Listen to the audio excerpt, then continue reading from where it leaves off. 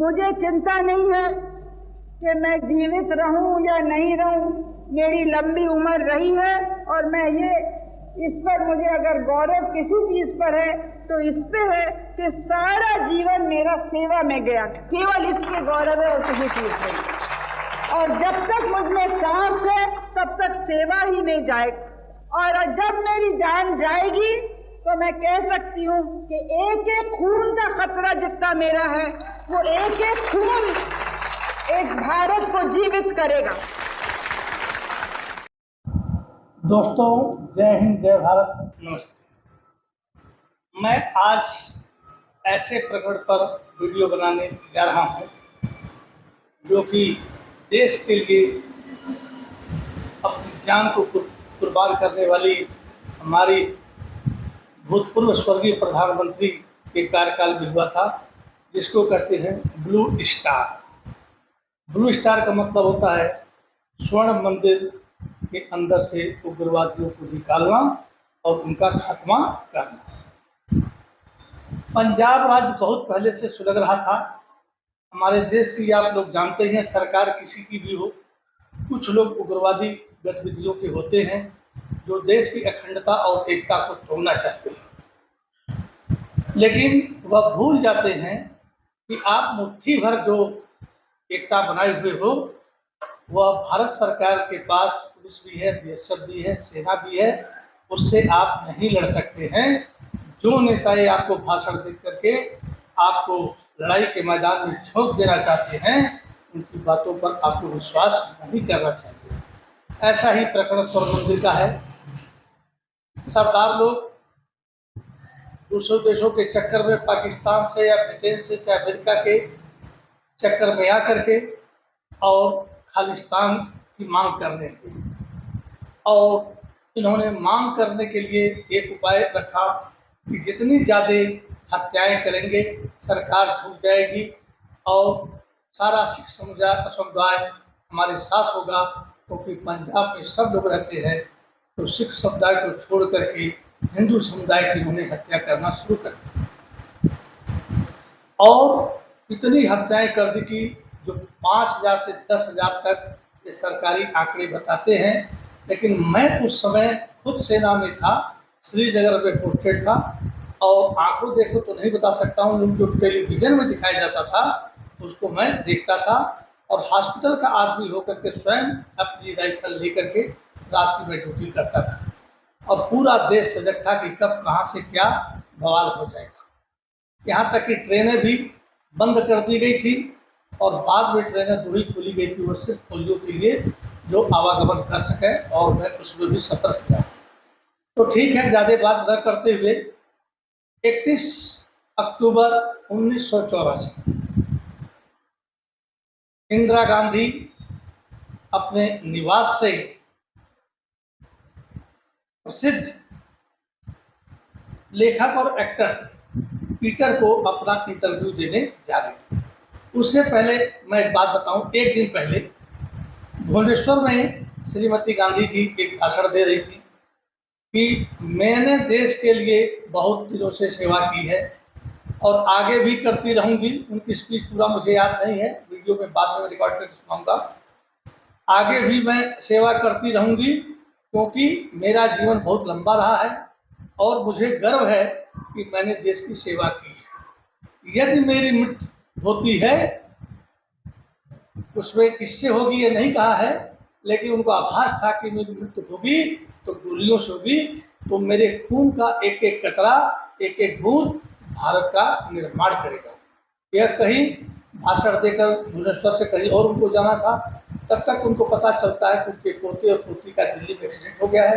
आगे का कार्यक्रम छोड़ करके और 30 तारीख को ही दिल्ली के लिए रवाना हो गई और दिल्ली में आ गई। 31 तारीख 9:12 पर, अभी मैंने आपको बताया था, लेखक और एक्टर पीटर को इंटरव्यू देने के लिए 9:12 पर वह निकली। अब पहले गेट पर एन सिंह जो सिक्योरिटी गार्ड में खड़ा था, इंस्पेक्टर था, इंदिरा गांधी ने उसको मुस्कुराई देख करके उससे नमस्ते किया और अपनी रिवॉल्वर निकाली और इंदिरा गांधी पर पूरी की पूरी गोली जो है दागी। इंदिरा जी गिर गई। तब तक दूसरे गेट पर सतवंत सिंह इंस्पेक्टर वो भी था, जैसे ही उसने रिवॉल्वर की आवाज़ सुनी, उन्होंने प्लान पहले से बनाया था। उसके पास कार्बाइन मशीन थी, उसके पास जितनी गोलियां थी कार्बाइन में, सारी की सारी झोंक दी इंदिरा गांधी के शरीर पे। और मेरे ख्याल से इतनी गोलियां लगने के बावजूद श्रीमती इंदिरा गांधी का प्राण जो है उसी समय निकल गया होगा, लेकिन फिर भी लोग एम्स में ले गए। डॉक्टरों ने 5-6 घंटे अति परिश्रम किया, लेकिन परिश्रम सफल नहीं हुआ। और लास्ट में शाम को बुलेटिन में, उस समय मैं जोधपुर में था, कि पता चला कि इंदिरा जी अब नहीं रही। यह क्यों हुआ? 5 महीना पहले सतवंत और बेअंत दोनों स्वर्ण मंदिर में गए थे। उनके गुरुद्वारे के जो कमेटी के अध्यक्ष थे, चाहे सदस्य थे, जो भी रहा हो, उनको स्वर्ण मंदिर के नुकसान के बारे में बताया और उन्होंने कसम खाई कि हम इसका बदला लेंगे। और यही बदला ले सकते थे क्योंकि इंदिरा जी के सुरक्षा गार्ड थे। और जब खेत ही में चरने लगे, रक्षक ही भक्षक हो जाए तो इंसान क्या कर सकता है। तो सुरक्षा में जो लगे थे, उन्होंने ही गोलियों से इंदिरा जी को हत्या कर दी। अब चलते हैं स्वर्ण मंदिर में आतंकवादी जो बैठे हुए थे, अब कैसे ब्लू स्टार ऑपरेशन शुरू किया जाता है। 31 मई 9 इन्फेंट्री डिवीजन के GOC major general major general Kuldeep Bulbul Brar को टेलीफोन कॉल आया कि आप चंडी मंदिर आइए। और उन्होंने मलानी जाने के लिए अपनी पत्नी के साथ जो है ट्रेन की बुकिंग भी करा ली, हवाई जहाज की बुकिंग करा ली थी, सब कुछ करा ली थी। वो छुट्टी पर जा रहे थे, लेकिन सेना में आप जानते ही हैं कि छुट्टी कोई मतलब नहीं है। जब देश पर संकट आता है तो आपको छुट्टी कैंसिल करनी पड़ती है, तो आपको देश के लिए काम करना पड़ता है। बरात जी जो थे, तुरंत जीप से ये दिल्ली पहुंचते हैं, चंडी मंदिर में जाते हैं और वहाँ पर इनको बताया जाता है कि स्वर्ण मंदिर में उग्रवादी घुस चुके हैं, आप जल्दी से अमृतसर में जाइए, वहाँ हेडक्वार्टर में रिपोर्ट कीजिए, आगे की चीज़ वहाँ बताई जाएंगी और आपकी छुट्टी कैंसिल की जाती है। उनके टिकट कैंसिल हुए, तुरंत हवाई जहाज पकड़ते हैं, अमृतसर जाते हैं। और अमृतसर में एक कहा जाता है उस समय 3 जनरल भी वहाँ पर थे। एक जो है सुंदर जी थे, लेफ्टिनेंट जनरल। उसके बाद जो है एक जो वहाँ के राज्यपाल थे, तो उनके मतलब गवर्नर के जो सलाहकार थे वो जो है दयाल जी थे।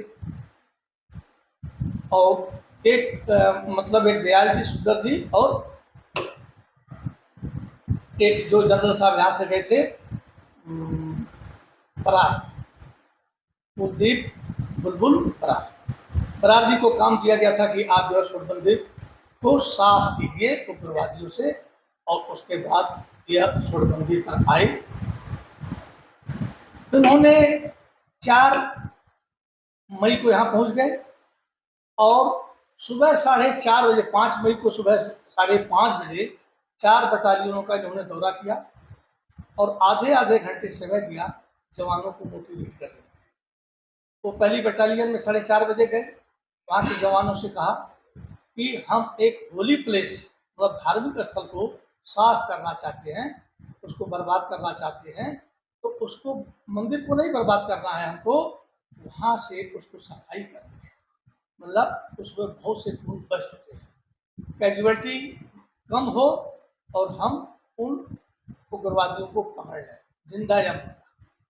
यदि किसी को वहाँ अंदर होली प्लस में, धार्मिक स्थल में जाने में कोई आपत्ति है तो खड़ा होकर के बता सकता है और मैं उसके कमांडिंग अफसर से कह दूंगा कि इस बंदी को मत भेजो और इस पर कोई एक्शन नहीं लेना, क्योंकि सेना में आप यह नहीं कर सकते हैं कि मैं नहीं जानता।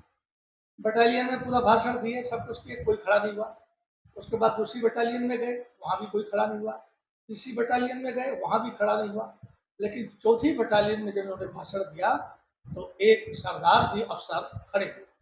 उन्होंने कहा कि कोई बात नहीं बेटा, तुम मत जाओ, मैंने तुम्हारे कमांडिंग अफसर को मैं बोल दूंगा कि ये नहीं जाएंगे, इनको मत भेजो और कोई एक्शन मत लेना। बरार साहब सोचे कि ये डर गए हैं या सावधान हैं और स्वर्ण मंदिर में जाना नहीं चाहते धर्म से।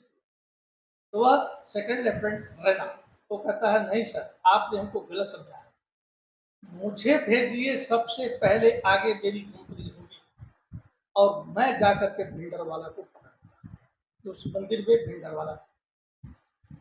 अब थोड़ा बिल्डर वाले कौन हैं, थोड़ा इनके बारे में बता दूं, क्योंकि अभियान तो अभी अब शुरू होने वाला है, तो थोड़ा बिल्डर वाले के बारे में बता दूं। भिंडर वाले एक सिख संप्रदाय के नेता थे। 1942 में अकाली दल का बड़ा जोर शोर से प्रचार हो रहा था।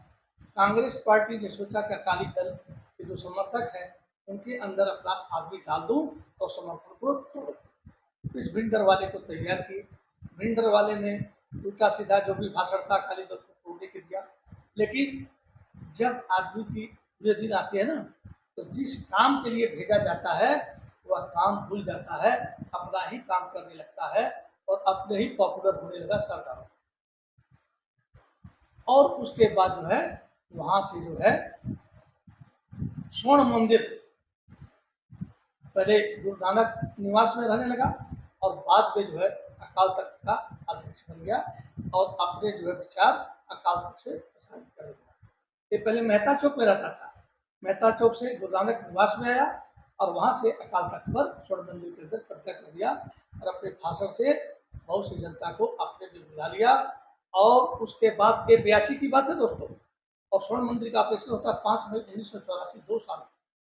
तो इसने पंजाब में ऐसी फैला दी कि सब लोग इसकी बातों में आ गए, सारे सरदार लोग। एक जगदीश सिंह चौहान था, वो अपने को प्रेसिडेंट खालिस्तान का घोषित कर दिया, ये खालिस्तान की मांग करने लगे। अब आप बताइए कि यूपी के आज़ाद कर दो, पंजाब का आज़ाद कर दो, हरियाणा का हम अलग करेंगे, मेघालय मणिपुर अलग हो जाएंगे, कश्मीर अलग हो जाएंगे, तो भारत किसको कहेंगे आप? ये 5 उंगली है ना, तो इससे यहाँ से लेकर क्या बनता है? पंजाब। और जब सारी अंगुलियां हट जाएंगी तो पंजाब भाई क्या करेंगे? कोई काम नहीं हो पाएगा। तो बड़ी मुश्किल से हमारे वीर सपूतों ने अंग्रेजों से लोहा लेकर के कुर्बानियां दे करके उनको भगाया और आज़ादी ली और 28 राज्य को मिला करके एक भारत बनाया। यहाँ पर आप लोग जानते ही हैं कि अलग अलग भाषाएं हैं, अलग अलग कल्चर है, अलग अलग सभ्यता है, उसमें भी बात लंबी हो जाएगी, तो बनाया। अब इसमें जो है लोग छुटभैये नेता तैयार होकर के, कोई प्रेसिडेंट बन जाएगा उस क्षेत्र का, कोई प्रधानमंत्री बन जाएगा। एक वैसे ही हमारे 3 टुकड़े हो गए, पूर्वी पाकिस्तान, पश्चिमी पाकिस्तान, बीच में भारत। अब इसमें भी अलगाववादी, हर आदमी सोचता है कि नहीं हो जाऊं। तो ये जो है 82 में वहाँ रहते थे और उसके बाद जो है ये यहाँ पर आए और लास्ट में अकाल तख्त पर कब्जा कर लिए। और उस समय सरदारों को ऐसे भड़काए कि देश में दहशत फैला दो, खूनी खेल खेलो और जितने हिंदू पंजाब में हैं उनको मार के खत्म कर दो। जैसे कश्मीर में हिंदू ब्राह्मणों को उन्होंने मार दिया और जो कुछ बचे कुछ थे वो भाग करके हमारे यहाँ शरण ले लिए। तो इस तरह की पंजाब में स्थिति हो गई थी। लाइन एंड ऑर्डर खत्म हो गया था। पुलिस को भी उठा ले गए, स्वर्ण मंदिर के सामने पुलिस चौकी थी, पूरे पुलिस वालों को उठा ले गए। उसके बाद जो है बात होती है तो एक को तो हत्या कर दिए, बाकी 4 को छोड़ दिए, 5 पुलिस वालों को ले गए थे और हथियार रख लिए। इतनी दादागिरी की हो गई। तो उनके पास जो है एक सतीश कौशिक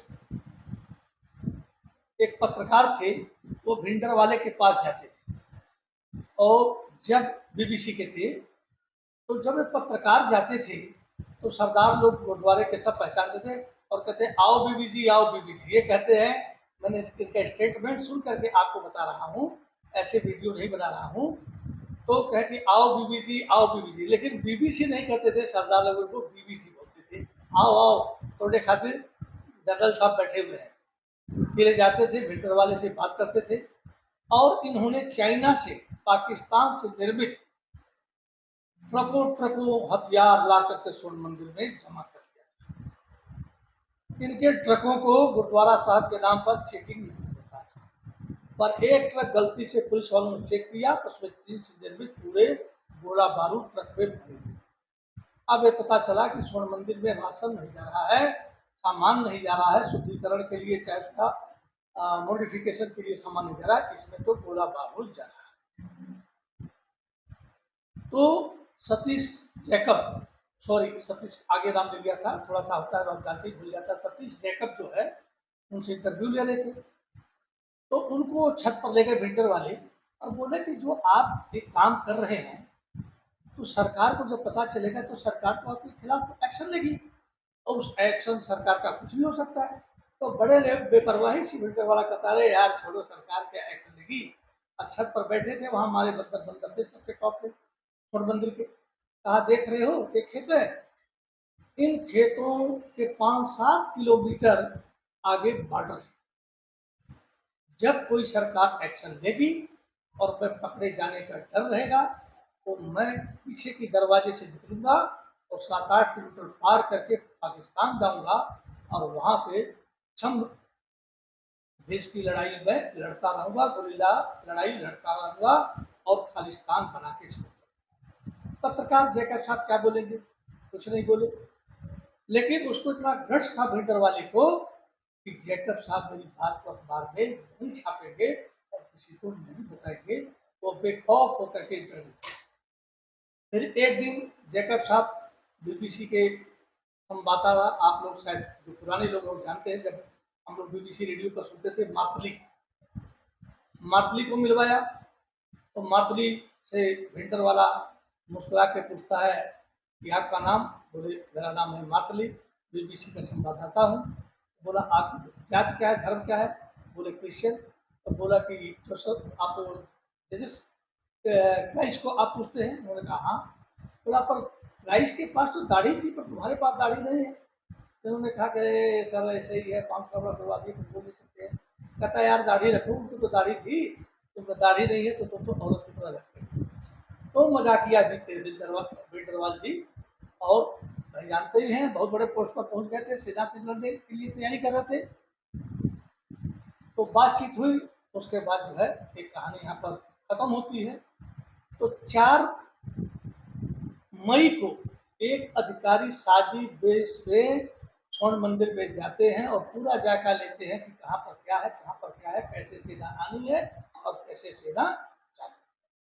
और वो बराक साहब थे जिनको एक जनरल साहब से रिटायर थे, वो भी क्या कहते हैं भिंडर वाले से मिले हुए थे सबेक सिंह, और उन्होंने पहचान लिया, लेकिन कहा कि देखो ये जनरल साहब हैं, कुछ कार्रवाई नहीं करना। उनके साथ सवेक्षित काम किए थे और पहचान गए थे, कमरे के अंदर से देख करके। फिर जो मैंने आपको कहानी बताई, 5 मई को सुबह बटालियन में घूमे और सब कुछ, रात को कमांडो ने 10 बजे स्वर्ण मंदिर में प्रवेश किया। स्वर्ण मंदिर का फर्श संगमरमर का था, एकदम उजला था, काला ड्रेस पहने हुए। तो जैसे ये प्रवेश किए, गोलियों की इतनी तेज बौछार आई कि बहुत कम पैरा कमांडो के आगे बचे, बाकी सारे मारे। अब क्या हो, फिर दूसरी बटालियन गई, उसके साथ भी हाल हुआ, दूसरी तरफ से गोली आने लगी। एक कर्नल साहब थे, उनका नाम मुझे नहीं पता है, लेकिन शायद मुस्लिम थे। उन्होंने जो स्वर्ण मंदिर के तालाब के दूसरी तरफ से फायर आ रहा था, उसको उड़ाने के लिए उन्होंने परमिशन मांगी। लेकिन देखो दोस्तों, हिंदुस्तान है, क्या राजनीति चलती है कि उन्होंने उनको परमिशन नहीं दी। फिर जनरल बरार साहब ने देखा कि हमारी कैजुअलिटी होती जा रही है, हम हरविंदर साहब का जो जगह है वहां तक पहुंच ही नहीं सकते। उन्होंने हरविंदर साहब की जो गद्दी थी, जो बना हुआ था संगमरमर का, उसको छेद करके जमीन से 2 इंच ऊपर छेद किए हुए थे और उसमें सब ऑटो गन लगाए हुए थे, बैरल वहां पर। अब जब हमारे सैनिक जाते थे तो गोलियां जो है सीधे उनके टांगों में लगती थी। पहली कंपनी वही जो है रैना साहब की गई और रैना साहब के पैर पे बहुत गोलियां लगी, खून बहने लगा और ये हुआ कि उनको एम्बुलेंस से भेजा जाए। तो रैना साहब आगे बढ़ने लगे, लेकिन उनको फिर इसी तरह से खींच करके लाया गया और एम्बुलेंस से इलाज के लिए भेज दिया गया। अब जवान यदि रेंगते हैं, क्रोलिंग जिसको बोलते हैं, तो जो हरविंदर साहब का जो पीठ था वो जमीन लेवल से 2 इंच पर छेद करके वहां पर गोलियों का, राइफलों का लगाने का ऑटोमेटिक राइफल लगाए हुए थे। आप लेटेंगे तो सीधे आपके खोपड़ी में और कंधे में और सीने में गोली लगेगी, आप खड़े हैं तो आपको पैरों में लगेगी। ये सारी planning retired major general Savek Singh ने ये किया था। उसके बाद इन्होंने, राज साहब ने सोचा कि रात बढ़ती जा रही है, कुछ काम नहीं हो रहा है, क्यों ना हम सन ग्रेनेड फेंकें, कि सन ग्रेनेड जब जाएगा तो वो फटेगा, उससे कोई मरेगा नहीं, तो उसके धुएं से लोगों की आंखों में आंसू आ जाएगा, सर दर्द होने लगेगा। जब इन्होंने सन ग्रेनेड फेंका तो हर खिड़कियों पर सैंड बैग, मतलब बोरी में बालू भर करके खिड़कियों को ढक दिया था, और वहां से ऑटोमेटिक गन की बैरल निकाल करके वहां से उग्रवादी फायर कर रहे थे। तो जो सन ग्रेनेड गया बोरियों से टकरा करके वापस आया, और इन्हीं की हमारे भारतीय सैनिकों के आंखों से आंसू आने लगा और सर दर्द होने, क्यों, उसका तो धुआं निकलता है। अब वो भी समस्या फेल हो गई सेना की। अब सेना में देखिए भाई, एक चीज बता दूं, मैं खुद सेना में रहा हूं, जब एक देश नहीं जीत सका, पाकिस्तान नहीं जीत सका, दो लड़ाइयाँ लड़ी गई, तो क्या मुट्ठी भर सरदार जो स्वर्ण मंदिर में 200-400-500 है वो जीत पाएंगे? ये तो विनाशकाले विपरीत बुद्धि की बात हुई कि हम देश से लड़ेंगे। कितना गोला बारूद रखोगे? हमारे देश में तो अरबों खरबों गोला बारूद है, तुम्हारे पास हजारों की होगी, लाखों की होगी, और हमारे पास तो अरबों खरबों है, कब तक लड़ोगे यार? तुम टोटल 500 आदमी हो मान लो, हमारे पास तो 5 लाख आदमी है, हमारे पास एयरफोर्स है, नेवी है, आर्मी है। यदि स्वर्ण मंदिर के धार्मिक स्थल का सवाल नहीं होता तो एयर अटैक करके धड़ाम धड़ाम धड़ाम खत्म कर दिया जाता। लेकिन स्वर्ण मंदिर रणजीत सिंह ने बनवाया था, देश की धरोहर है, उसको भी बचाना है और आतंकवादियों का भी खात्मा करना है। तो सेना के पास होता है कम से कम कैजुअलिटी करना, कम से कम आगे का नुकसान करना, और जो उसमें इन्वॉल्व है, जो वादी हैं, उनको जिंदा या मुर्दा पकड़ना, उनके पास ऑपरेशन का यही उद्देश्य होता है। तो उद्देश्य को ठीक से पूरा करने में बहुत समय लग जाता है, बहुत समस्या आती है। नहीं तो 2 मिनट का काम था और 2 हवाई जहाज दम दम बड़ा बड़ा बम गिराते और सब कुछ खत्म। अब जो है इन्होंने कहा कि ये भी काम नहीं बना, तो क्यों ना हम टैंक ले आए। तो जब टैंक की बात हुई तो एक पत्रकार पूछता है बराज साहब से कि क्या जब आप चले थे तो आपके दिल में टैंक की बात थी?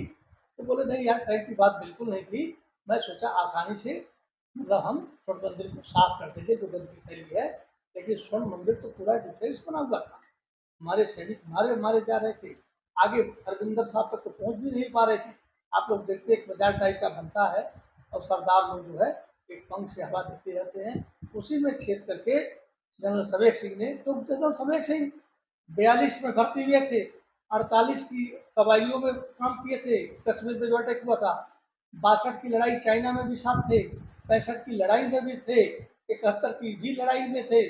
लेकिन जो पॉलिटिक्स है ना, ये वीर सपूतों का कोई वैल्यू नहीं रखती है, और रिटायरमेंट होने के एक दिन पहले उनको डिसमिस कर दिया गया था, जबकि जांच उन्होंने किया था, जांच को खराब कर दो, सही रिपोर्ट मत दो, पर नहीं माने तो वहां से मंत्रालय से इनको एक दिन पहले डिसमिस कर दिया, और उसी से नाराज होकर वो विंटर वाले से हाथ मिलाइए। उन पर भी एक वीडियो बनाऊंगा, क्योंकि मैं ढूंढता हूँ बहुत कई जगहों से ढूंढने के बाद तब मैं आपके सामने इस खोपड़ी में याद करता हूँ, तब आपके सामने यह वीडियो प्रस्तुत करता हूँ। उसके बाद टैंक आए, टैंकों में एक ऐसे बल्ब होते हैं हाइलोजन बल्ब, जो 30-40 सेकंड ही जलते हैं, उसके बाद फ्यूज हो जाते हैं, लेकिन इतनी तेज रोशनी होती है कि आगे वाले की आंख काम नहीं करती है। तो उन्होंने कहा कि इस टैंक में जो रोशनी है उससे हम मारेंगे तो चौधिया जाएंगे, और हमारे जवान उस चौधियाने में जब तक वो खुद आंखों को बंद कर देखेंगे तब तक हमारे जवान दौड़ करके हरविंदर साहब के ऊपर चढ़ जाएंगे, क्योंकि गोलियां सबसे ज्यादा हो जाएंगी। जो ऊपर गुर्जिया थी वहां से भी फायर हो रहा था, ये किताबों में नहीं लिखा गया है, लेकिन जब स्टेटमेंट चल रहा था, मैं श्रीनगर में पोस्टेड था, मुझे हर बात का पता है कि गुर्जिया थी, वहां से कुछ लड़कियां भी फायर कर रही थी, तो टैंक का गोला बजा और गुर्जी को उड़ा दिया गया। तो जब लाइट पड़ी तो ये 30-40 सेकंड जलते हैं, उसके बाद फ्यूज हो जाते हैं। दुश्मनों के लिए कुछ समय के लिए वो कर देते हैं, फिर टैंक वापस बुला दूसरे टैंक भेजे गए, फिर यही बात हुआ। रात भर देखिए ऑपरेशन चल रहा है, स्वर्ण मंदिर की पूरी लाइट काटी गई है, पूरा अंधेरा है, और उस अंधेरे में ही लड़ाई चलती है। और सेना अंधेरे में ही जीतती है, दिन के उजाले में तो लड़ती नहीं है, क्योंकि दिन के उजाले में लड़ेगी तो उसको सक्सेस नहीं होगी। उसके बाद टैंक आए। टैंक में 2 गनें टाइप की होती है, मैंने टैंक देखा है खूब नजदीक से, लेकिन पूरी विस्तृत जानकारी नहीं है। और उन्होंने कहा कि हरविंदर साहब के ऊपर ही फायर करना, क्योंकि जब कुछ टूटेगा फूटेगा तो लोग जो पीछे हैं वो घबरा जाएंगे और भाग जाएंगे। लेकिन जब हुआ तो ये भी कुछ नहीं हुआ भाई। वो तो जो है पूरा जो है अमृत छके हुए थे। और मंदिर में कुछ पानी होता होगा, मुझे नहीं पता है, इसको अमृत बोलते हैं।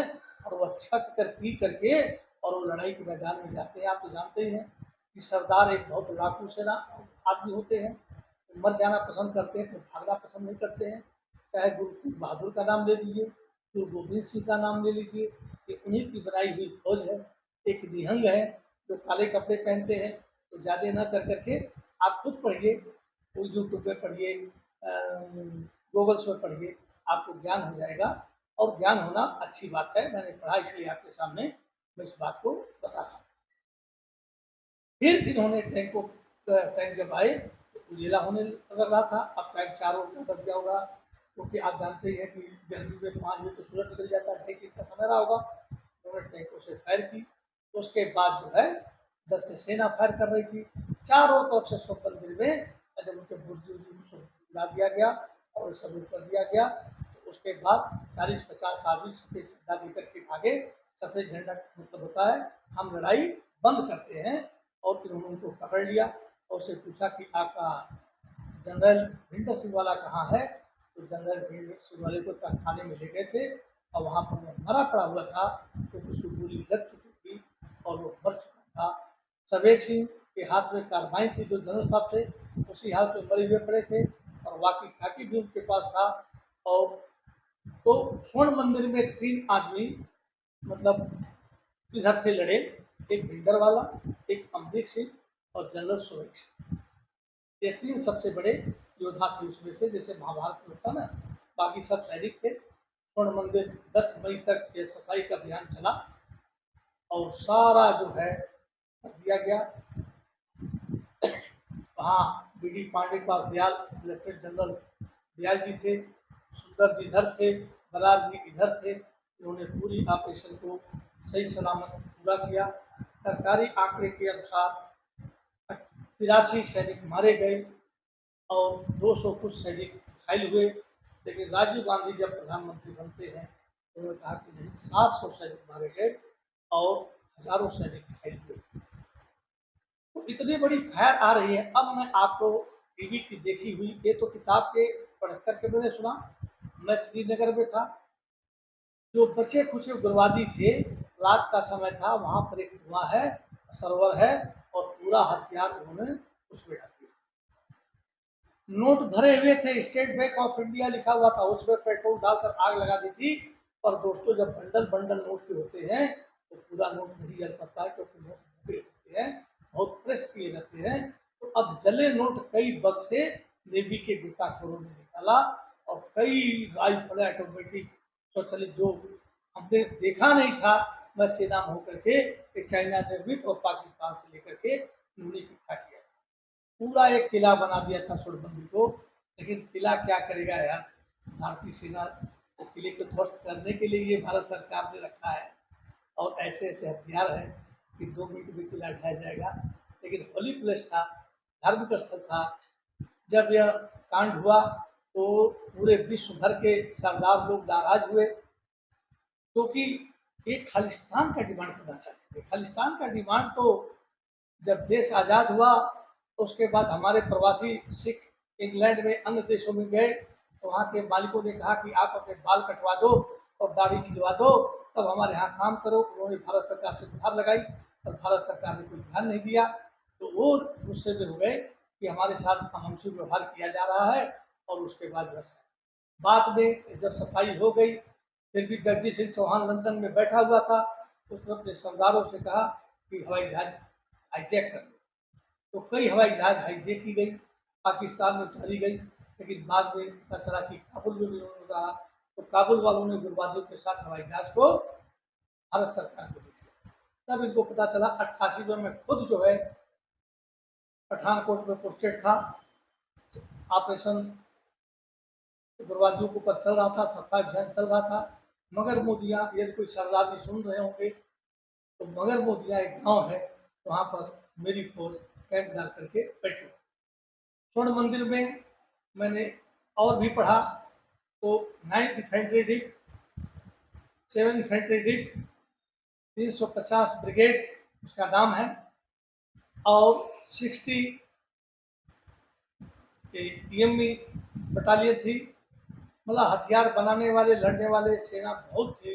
इसका जिक्र हर जगह नहीं किया गया है, लेकिन मैंने पढ़ा और उसको उस स्वर्ण मंदिर के जो कुआं था, देवी के गोताखोर घुस करके बहुत ज़्यादा रुपया निकाले और बहुत हथियार निकाले, और मैं हथियार लेकर के खुद हॉस्पिटल में भर्ती करता था। तो जब ये हुआ, सफाई हुआ, तो यह सतवंत सिंह और बेन सिंह आए थे, गुरुद्वारे में अमृत छके, और 31 मई 9:12 पर इन्होंने इंदिरा जी की गोली की बौछार कर दी, और एक महिला प्रधानमंत्री जो थी, जिसके पूरे खानदान देश के लिए लगे हुए थे, उसको मौत के घूंट में सुला दिया गया। मुकदमा चला, बाद में इन दोनों को फांसी की सजा हुई। अब तिहाड़ जेल में ही इनको जला दिया गया, और रख दिया गया। इनकी लाश जनता को दे दी गई, क्योंकि इनको लाश दे दी जाती एक ट्रकों पर रख करके सतवंत सिंह जिंदाबाद, बेन सिंह मुर्दाबाद, भारत सरकार मुर्दाबाद, सतवंत बेन जिंदाबाद, भारत सरकार मुर्दाबाद का नारा करके ये और फैलाते। तो उस समय फिर जैसे इंदिरा गांधी मारी गई, आप लोगों को पता ही है कि अब हिंदू और सिख का राइट शुरू हो गया। इसमें बेगुनाह जो सिख थे, उन्होंने कुछ नहीं किया था, वो भी मारे गए, उनकी दुकानें लूटी गई। तब भी मैं बात लंबी हो जाएगी दोस्तों। इसी के साथ स्वर्ण मंदिर की सफाई हो जाती है। आप इसको देखिए, लाइक कीजिए, सब्सक्राइब कीजिए, क्योंकि यार अब मैं बार बार तो नहीं कहूँगा। कहते हैं सेना हमारी ये है वो है, जिंदाबाद, वंदे मातरम, सैनिक को सलूट करो, और ये सामने एक सैनिक बैठा है। आप लोग मेरे 57-58 ही वीडियो हैं, उनको खोल करके लाइक, सब्सक्राइब और शेयर आप कर दें, ये तो मैं मानूंगा कि आपके अंदर देश प्रेम की भावना है। क्योंकि मैं वीडियो बना रहा हूँ ना, कि तिरंगा मेरे पीछे, झंडा ऊंचा रहे तिरंगा, विश्व बीज तिरंगा प्यारा, इसके सम्मान में मुझे मत सम्मान दिलाएं, लेकिन देश के लिए जो मैंने काम किया है, कारगिल तक की जगह मैंने रहा है, तो मैं क्या मांग रहा हूँ? पैसा तो नहीं मांग रहा हूँ, मेहनत से करके आपको कहानियाँ सुना रहा हूँ। तो क्या आप में इंसानियत है या नहीं है, हम नहीं कुछ बोलेंगे, लेकिन आपको एक शेयर का बटन दबाना है, एक लाइक का करना है, और एक सब्सक्राइब, जिससे मुझे और हौसला बढ़ेगा। मैं कहा ना, जनरल सर्वेक सिंह के ऊपर भी बनाऊंगा कि वह कभी भारत की तरफ से लड़े, और एक ऐसा समाया कि भारत के विरुद्ध लड़े। जय हिंद, जय भारत, वंदे मातरम। थैंक यू दोस्तों, बहुत बहुत धन्यवाद।